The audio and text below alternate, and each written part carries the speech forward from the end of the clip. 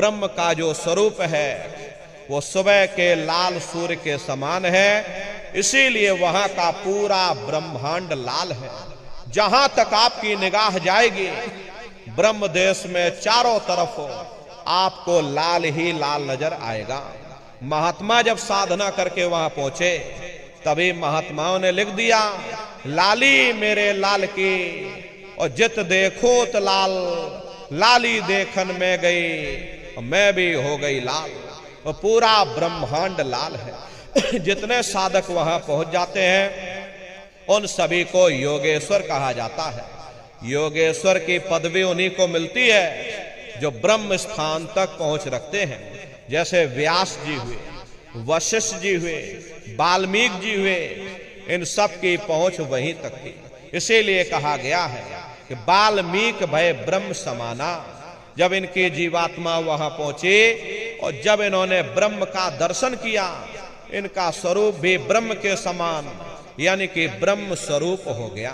तो जितने साधक वहां पहुंच जाते हैं उन सभी को योगेश्वर कहा जाता है।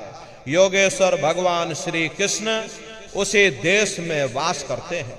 ये जो ब्रह्म देश है वो श्री कृष्ण भगवान का ही देश है और श्री कृष्ण भगवान वहीं पर रहते हैं। बाहर की जन्माष्टमी नहीं है जो आप लोग यहाँ जन्माष्टमी मनाते हो, ये तो आप नकल करते हो। अरे महात्माओं ने कहा था भाई सही मायने में तुम जन्माष्टमी कब मनाओगे?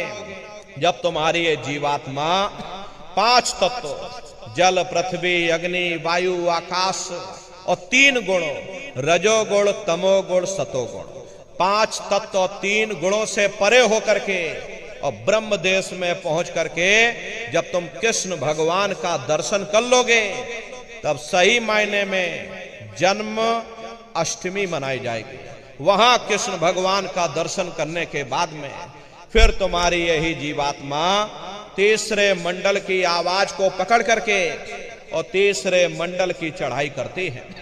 आगे पहुंची सुन झंकार ररंकार ध्वनि सुनी पुकार, आगे से तो सुन है भाई और मान सरोवर बैठना है।